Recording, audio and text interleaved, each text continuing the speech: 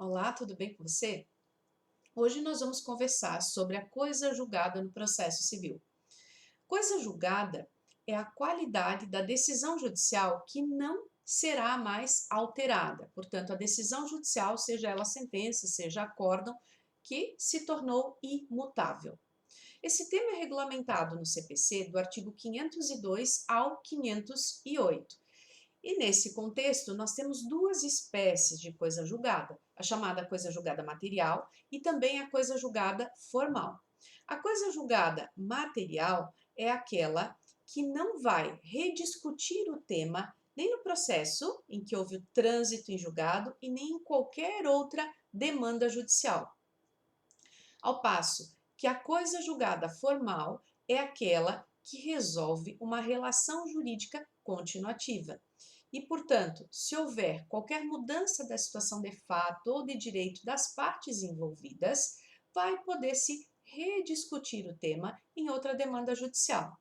O conceito da coisa julgada material vem expresso na nossa legislação no artigo 502 do CPC, ao passo que a coisa julgada formal é prevista no inciso 1º do 505 do CPC. Ainda no 505, há a possibilidade de coisa julgada formal, sempre que a lei assim permitir, de modo expresso. E aí a gente pode trazer o exemplo da ação civil pública que foi julgada improcedente por falta de provas. Nesse contexto, o artigo 16 da lei que regula a ação civil pública, ela permite a rediscussão do tema em outro processo, ok? Seguindo na coisa julgada, nós temos limites, tanto objetivo quanto subjetivo de coisa julgada. Limite objetivo envolve, partindo da ideia de sentença, que só transita em julgado a parte do dispositivo da decisão. Se pensássemos aqui numa sentença, aquela que coloca fim ao processo, julgando procedente, improcedente ou parcialmente procedente a decisão. Nesse contexto, só o dispositivo, portanto, no âmbito objetivo, então o limite objetivo identifica que coisa julgada não envolve a rediscussão, por exemplo, da fundamentação daquela decisão judicial, mas sim só o julgamento final, que a gente chama de dispositivo, ok? Nos limites subjetivos, a gente pode afirmar, nos termos do 506, que a coisa julgada se limita a atingir autor, réu e também os terceiros intervenientes ao processo. Essa é uma regra que tem exceção, por exemplo, no assistente simples. Então, pelo 123 do CPC, o assistente simples, ele não recebe o efeito do julgamento em si, mas sim da justiça da decisão, certo? Então, em regra, quem é atingido pelo efeito da coisa julgada? Aqueles que participaram do processo, conforme o 506. Seguindo ainda no contexto de coisa julgada, a ideia é que a gente discuta esse tema no âmbito de sentença ou acórdão, mas sempre que nós estivermos debatendo também nos termos do artigo 503, questão prejudicial de mérito no âmbito incidental, conforme o parágrafo 1º do 503, também ela fará coisa julgada. Então, se nós vamos propor uma ação de alimentos, mas a prejudicial de mérito é a análise se há a paternidade ou não, referente àquele filho ou filha, nós estamos diante de uma questão que vai se qualificar como prejudicial incidental. Primeiro tem que se avaliar se há paternidade para depois haver a questão da fixação da pensão alimentícia.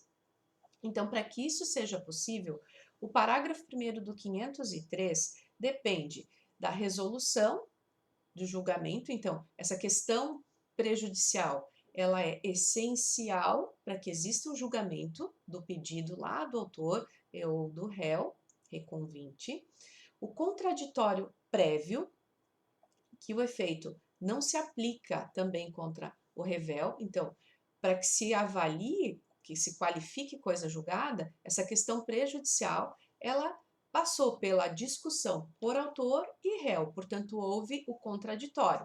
Se o réu não apresentou resposta, portanto, não contestou, se qualificou como revel, não há coisa julgada referente a essa prejudicial incidental.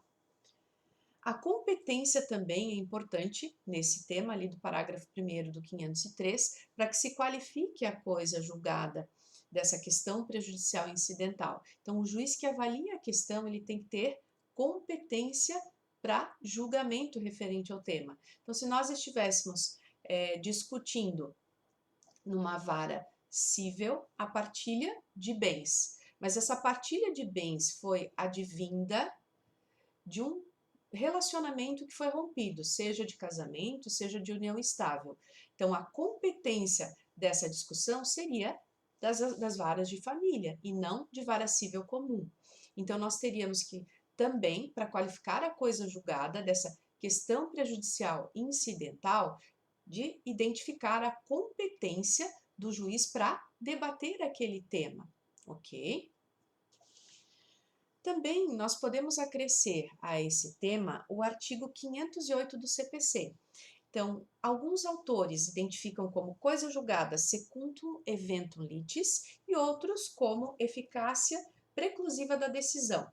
Então, pelo 508, todos os temas, argumentos e provas foram debatidos pelas partes, lá do polo ativo e do polo passivo da demanda, portanto, como autores ou como réus, eles tiveram acesso aos fatos e à produção probatória referentes a eles. Portanto, como foram produzidas e repelidas todas essas discussões, formaliza a coisa julgada lá na decisão judicial final. Ok, pessoal? E o último detalhe nesse tema. Coisa julgada, como aquela que torna imutável a decisão judicial, ela pode ser relativizada também. Ela é relativizada pelo legislador. Primeira possibilidade dessa relativização. A decisão judicial, por exemplo, a sentença, mesmo tendo seu trânsito em julgado certificado lá pelo cartório. Então, como assim certificado? Quando há decisão judicial, as partes, então essa sentença, por exemplo, ela é publicada, registrada e são intimadas as partes. A regra geral é que os recursos no processo civil, eles tenham um prazo de 15 dias. Então, eles possam ser propostos no prazo de 15 dias da ciência da decisão, com exceção do embargo de declaração, que pode ser proposto no prazo de 5 dias. Então, passados esses 15 dias, o cartório, portanto, o cartório da vara judicial em que tramitou o processo, vai certificar que aquela decisão transitou em julgado, que ela se tornou imutável, ok? Então, nesse contexto, houve o trânsito em julgado e, num período de 2 anos, portanto, de até 2 anos do trânsito em julgado, avaliou-se, verificou-se que aquela sentença foi proferida, mas de modo viciado. Então, o artigo 966 do CPC elenca quais são esses vícios que permitem a propositura da chamada ação rescisória da sentença. Então, eu quero rescindir aquela sentença, por exemplo, porque a parte que venceu a ação, ela venceu mediante coação. Então, ela coagiu a outra parte e obteve o resultado proveitoso, ou houve conluio entre as partes para que se obtivesse o resultado daquela sentença. Então, feita essa prova, no período de 2 anos, lá na ação rescisória, essa ação rescisória que é proposta na instância superior a que prolatou a decisão judicial, então se a sentença fosse oriunda de primeiro grau, o TJ ou o TRF teria competência para discussão dessa ação originária chamada rescisória, que tem por objetivo justamente rever aquela decisão em razão de corrupção, prevaricação, como a gente comentou, coação da parte vencedora. Então, uma decisão que não foi adequada, que não foi justa, e, portanto, ela pode ser revista. Essa ação rescisória, ela compete para ações que envolvam discussão de mérito.